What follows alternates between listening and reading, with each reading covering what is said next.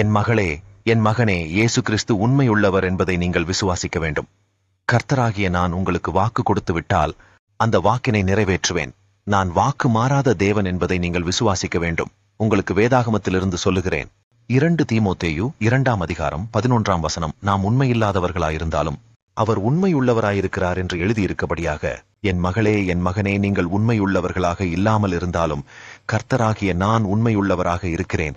என் மகளே, என் மகனே, நீங்கள் கர்த்தரிடத்திலே ஒப்புக் கொடுத்து வாழ்கிறீர்களா என்று சிந்தித்துப் பாருங்கள். சில நேரங்களில் நீங்கள் கர்த்தரிடத்திலே ஒப்புக் கொடுத்து வாழ்ந்தாலும் சில காரியங்களில் உங்களால் முழுமையாக ஒப்புக் கொடுக்க முடியவில்லை என்று கலங்கிக் கொண்டிருக்கிறீர்கள் அல்லவா? ஏனென்றால் என் மகளே, என் மகளே, சில காரியங்களிலே நீங்கள் உண்மையுள்ளவர்களாக இருக்க தவறிவிடுகிறீர்கள். நீங்கள் சிந்தித்துப் பாருங்கள். அனைத்து காரியங்களிலும் நீங்கள் நீதிமான்களாக பரிசுத்தமாக நடக்கிறீர்களா என்பதை சிந்தித்துப் பாருங்கள்.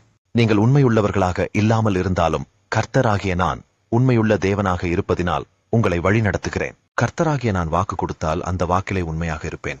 என் ஜனமாகிய உங்களை கடைசி வரை பாதுகாத்து வழி நடத்துவேன் என்று வாக்கு கொடுத்திருக்கிறேன் அல்லவா? அதே மாதிரி உங்களை நடத்துவேன். என் மகளே, என் மகனே, நீங்கள் உண்மை உள்ளவர்களாக இல்லாமல் இருந்தாலும் கர்த்தராகிய நான் உங்களை புறக்கணிப்பதில்லை. கர்த்தர் உண்மையுள்ள தேவன் என்பதை நீங்கள் விசுவாசிக்க வேண்டும். என் மகளே, என் மகனே, நான் இந்த காரியத்திலே தவறு செய்துவிட்டேன் என்று கலங்கிக் கொண்டிருக்கிறீர்களா? நீங்கள் செய்த காரியத்தினை கர்த்தரிடத்திலே ஒப்புக் கொடுத்து ஜெபிக்கும் பொழுது கர்த்தராகிய நான் அதையே விரும்புகிறேன். நீங்கள் உங்களுடைய தவறினை உணரும் பொழுது கர்த்தராகிய நான் உங்களை தாங்கி நடத்துவேன் என்று வாக்கு கொடுக்கிறேன். நீங்கள் ஜெபத்தினிலே என்னை நோக்கி, கர்த்தாவே, நான் நிறைய காரியங்களில் உண்மையில்லாமல் நடந்திருக்கிறேன், ஆனால் கர்த்தாவே, நீர் உண்மையுள்ள தேவன். நீங்கள் வாக்கு கொடுத்தபடி என்னுடனே இருந்து என்னை வழிநடத்தும்படியாக உம்மை நோக்கி துதிக்கிறேன். கர்த்தாவே, என்னுடைய வாழ்க்கையிலே இருக்கக்கூடிய கலக்கங்களை நீக்கி என்னை ஆசீர்வதித்து எனக்கு இன்றைய அற்புதங்களையும் நிறைவாய் கொடுக்கும்படியாக உம்மை ஸ்தோத்தரிக்கிறேன் என்று என்னை நோக்கி நீங்கள் ஆராதியுங்கள். அப்பொழுது உங்களுடைய ஜெபத்திற்கு செவி கொடுத்து உங்களுக்கு இறங்கி, நீங்கள் உண்மையுள்ளவர்களாக இல்லாமல் இருந்தாலும் கர்த்தராகிய நான் உண்மையுள்ள தேவன் என்பதினால் உங்களை பாதுகாத்து வழி நடத்துவேன் என்று வாக்கு கொடுக்கிறேன். என் ஜனமாகிய உங்களுக்கு வேதாகமத்தில் இருந்து சொல்லுகிறேன். ஏசாயா 48ஆம் அதிகாரம் 17ஆம் வசனம். பிரயோஜனமாயிருக்கிறதை உனக்கு போதித்து நீ நடக்க வேண்டிய வழியிலே உன்னை நடத்துகிற உன் தேவனாகிய கர்த்தர் நானே என்று எழுதியிருக்கபடியாக, என் மகளே, என் மகனே, பிரயோஜனமாயிருக்கிறதை கர்த்தராகிய நான் உங்களுக்கு போதிக்கிறேன். என் ஜனமாகிய உங்களின் வாழ்க்கையில் உங்களின் வாழ்வாதாரம், உங்களின் வருமானம் ஆசீர்வதிக்கப்பட கர்த்தராகிய நான் உங்களுக்கு பிரயோஜனமாயிருக்கிறதை சொல்லுகிறேன். என் மகளே, என் மகனே, ஒரு நல்ல சமுதாயம் உருவாக கிறிஸ்தவ பிள்ளைகளாக இருக்கக்கூடிய உங்களுக்கு கர்த்தராகிய நான் பிரயோஜனமாயிருக்கிறதை போதிக்கிறேன். கிறிஸ்தவ பிள்ளைகளாக இருக்கக்கூடிய உங்களுடைய உள்ளங்களிலே கர்த்தராகிய நான் நன்மையானவைகளை போதித்து உங்களுக்கு பிரயோஜனமாயிருக்கிறதை உங்களுக்கு சொல்லித் தருகிறேன். கர்த்தராகிய நான் சொல்லிக் கொடுக்கக்கூடிய காரியங்களை நீங்கள் ஏற்றுக்கொண்டு அவைகளை பின்பற்றி வாழ்ந்தீர்கள் என்றால் நீங்கள் நீதிமான்களாகவும் பரிசுத்தவான்களாகவும் வாழ்வீர்கள் என்று வாக்கு கொடுக்கிறேன். என் ஜனமாகிய நீங்கள் கர்த்தரிடத்திலே உங்களை ஒப்புக் கொடுத்து வாழ்ந்தீர்கள் என்றால் கர்த்தராகிய நான் கொடுக்கக்கூடிய பிரயோஜனமான காரியங்களை நீங்கள் ஏற்றுக்கொண்டு அவைகளை பின்பற்றி நடந்தீர்கள் என்றால் உங்களுக்கு ஆசீர்வாதங்களும் அற்புதங்களும் நிறைவாய் கிடைக்கும் என்று வாக்கு கொடுக்கிறேன். நீங்கள் உங்கள் உள்ளத்திலே கை வைத்து என்னை நோக்கி, கர்த்தாவே, நீங்கள் சொல்லக்கூடிய போதனைகளை நான் ஏற்றுக்கொள்கிறேன். நீங்கள் எனக்கு தகப்பனாக இருந்து பிரயோஜனமானதை எனக்கு போதிக்கும்படியாக உம்மை நோக்கி துதிக்கிறேன் என்று ஜெபத்தினிலே என்னை நோக்கி நீங்கள் ஆராதியுங்கள். அப்பொழுது உங்களின் ஜெபத்திற்கு செவி கொடுத்து உங்களுக்கு இறங்கி அற்புதங்களையும் ஆசீர்வாதங்களையும் உங்களுடைய வாழ்க்கையிலே நிறைவாக கொடுப்பேன் என்று வாக்கு கொடுக்கிறேன். மேலும் நான் கொடுக்கக்கூடிய பிரயோஜனமான காரியங்களை நீங்கள் பின்பற்றி நடப்பதினால் உங்களுக்கு உங்கள் உள்ளத்திலே சந்தோஷமும் மகிழ்ச்சியும் நிறைவாக கிடைக்கும். கர்த்தராகிய நான் உங்களை காண்கிற தேவன். கிறிஸ்தவ பிள்ளைகளாக இருக்கக்கூடிய உங்களை கர்த்தராகிய நான் கவனித்துக் கொண்டிருக்கிறேன்.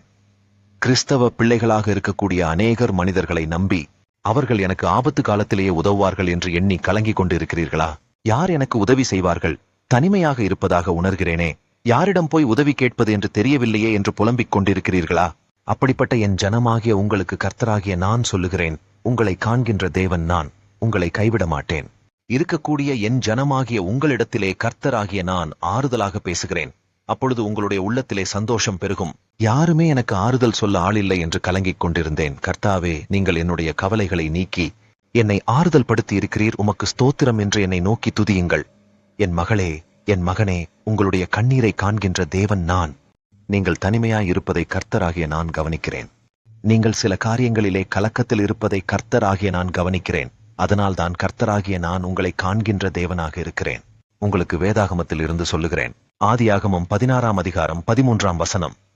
தன்னோடே பேசின கர்த்தருக்கு நீர் என்னை காண்கின்ற தேவன் என்று பெயரிட்டாள் என்று எழுதியிருக்கபடியாக, என் மகளே என் மகனே என்று உங்களுடைய வாழ்க்கையிலே நீங்கள் தனித்து விடப்பட்ட நிலைமையில் இருக்கிறீர்களா?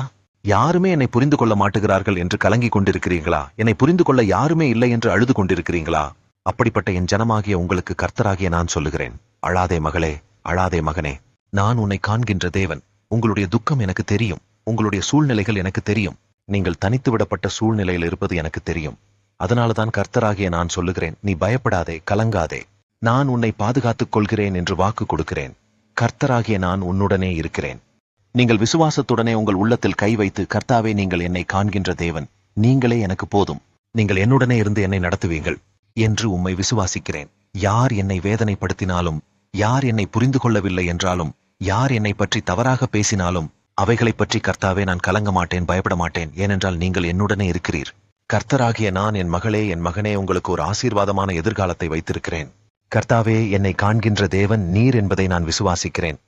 என்னை நீங்கள் பாதுகாத்து வழிநடத்துவீராக என்று ஜெபத்தினிலே ஆராதியுங்கள். அப்பொழுது உங்களுக்கு இறங்கி உங்களுக்கு இருக்கக்கூடிய வேதனை, கலக்கம், துக்கம் இவைகளில் இருந்து உங்களை விடுவித்து பாதுகாத்து வழி நடத்துவேன் என்று வாக்கு கொடுக்கிறேன். உங்களுக்கு வேதாகமத்திலிருந்து சொல்லுகிறேன். எரேமியா 29ஆம் அதிகாரம் 10ஆம் வசனம், உங்கள் மேல் என் நல்வார்த்தையை நிறைவேற பண்ணுவேன் என்று கர்த்தர் சொல்லுகிறார் என்று எழுதியிருக்கபடியாக, என் மகளே என் மகனே, கர்த்தராகிய நான் உங்களுக்கு கொடுத்திருக்கக்கூடிய வாக்கு தத்தத்தினை நிறைவேற்றுவேன் என்று வாக்கு கொடுக்கிறேன். நீங்க சோர்ந்து போகாமல் கர்த்தருக்காக காத்திருங்கள். கர்த்தராகிய நான் வாக்கு மாறாத தேவன் என்பதை நீங்கள் விசுவாசிக்க வேண்டும். நீங்கள் விசுவாசத்துடன் கர்த்தரை பற்றி கொள்ளும் பொழுது வாக்கு கொடுத்ததை கர்த்தராகிய நான் நிறைவேற்றுவேன். என் மகளே என் மகனே, கர்த்தர் உங்களுடன் இருக்கும் பொழுது நீங்கள் ஏன் சோர்ந்து போய் இருக்கிறீர்கள்? நீங்கள் என்னிடத்திலேயே ஜெபிக்கும் பொழுது உங்களுக்கு கர்த்தராகிய நான் வேதாகமத்தில் கொடுத்திருக்கக்கூடிய வாக்கு தத்தத்தினை சொல்லி துதிக்க வேண்டும். அப்பொழுது கர்த்தராகிய நான் உங்களுக்கு கொடுத்திருக்கக்கூடிய வாக்கு தத்தத்தினை நிறைவேற்றி தருவேன். என் மகளே என் மகனே, நீங்கள் வேலை செய்து கொண்டிருந்தீர்கள் என்றால் உங்களுடைய பதவி உயர்வினை குறித்து வாக்கு கொடுத்திருக்கிறேன். நீங்கள் ஊழியம் செய்து கொண்டிருக்கிறீர்கள் என்றால் அந்த ஊழியத்திலேயே நீங்கள் சிறந்து விளங்கும்படியாக உங்களுக்கு வாக்கு கொடுத்திருக்கிறேன். நீங்க படித்துக் கொண்டிருக்கிறீர்கள் என்றால் அந்த படிப்பிலேயே நீங்கள் சிறந்து விளங்கும்படியாக உங்களுக்கு வாக்கு கொடுத்திருக்கிறேன். நீங்கள் வசிக்கக்கூடிய இடங்களிலே நீங்கள் ஆசீர்வாதமாக வாழ்வதற்கு உங்களுக்கு வாக்கு கொடுத்திருக்கிறேன். என் மகளே என் மகனே, நீங்கள் என்ன நிலையில் இருக்கிறீர்களோ அவைகளை குறித்து உங்களுக்கு என்ன வாக்குத்தத்தம் தேவைப்படுகிறதோ அந்த வாக்குத்தத்தத்தினை சொல்லி என்னிடத்திலே ஜெபம் செய்யுங்கள்.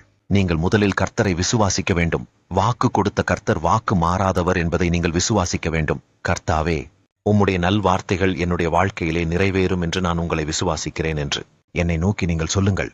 நீங்கள் என்னிடத்திலே ஜெபம் செய்யும் பொழுது, கர்த்தாவே நீங்கள் எனக்கு கொடுத்த வாக்குத்தத்திற்காக உமக்கு ஸ்தோத்திரம். கர்த்தாவே, என் மீது நீங்கள் நல்வார்த்தைகளை நிறைவேற்றுவதற்காக உமக்கு ஸ்தோத்திரம் என்று என்னை நோக்கி நீங்கள் துதியுங்கள். அப்பொழுது உங்களின் ஜெபத்திற்கு செவி கொடுத்து நீங்கள் கேட்கக்கூடிய வாக்குத்தத்தினை நிறைவேற்றி தருவேன் என்று வாக்கு கொடுக்கிறேன். உங்களுக்கு வேதாகமத்தில் இருந்து சொல்லுகிறேன். 1 கொரிந்தியர் 15ஆம் அதிகாரம் 57ஆம் வசனம், நம்முடைய கர்த்தராகிய இயேசு கிறிஸ்துவினாலே நமக்கு ஜெயம் கொடுக்கிற தேவனுக்கு ஸ்தோத்திரம் என்று எழுதியிருக்கபடியாக, என் மகளே என் மகனே, உங்களுக்கு ஜெயம் கொடுக்கின்ற கர்த்தருக்கு ஸ்தோத்திரம் என்று நீங்கள் சொல்ல வேண்டும். என் மகளே என் மகனே, உங்களுடைய அனுதின வாழ்க்கையில உங்களுக்கு சோதனைகள், கலக்கம், வேதனைகள், போராட்டம் இவைகள் எல்லாம் வரும்.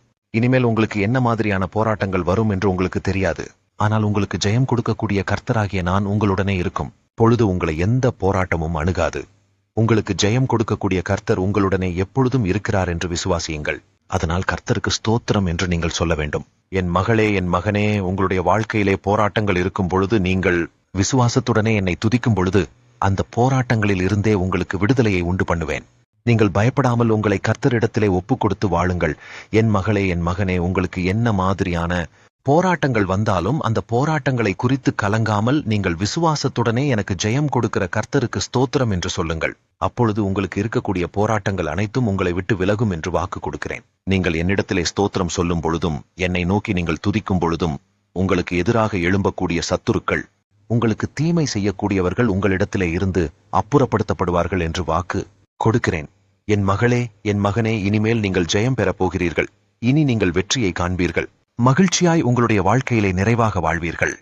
நீங்கள் இப்பொழுதே சொல்லுங்கள், இயேசு கிறிஸ்துவின் நாமத்தினாலே எனக்கு ஜெயம் கொடுக்கிற தேவனுக்கு ஸ்தோத்திரம் என்று சொல்லுங்கள். நீங்கள் என்னிடத்திலே ஸ்தோத்திரம் சொல்லும் பொழுது, நீங்கள் விசுவாசத்துடனே என்னை பற்றி கொள்ளும் பொழுது, கர்த்தராகிய நான் உங்களுக்கு இறங்கி உங்களுக்கு அற்புதங்களையும் அதிசயங்களையும் நிறைவாக கொடுப்பேன்.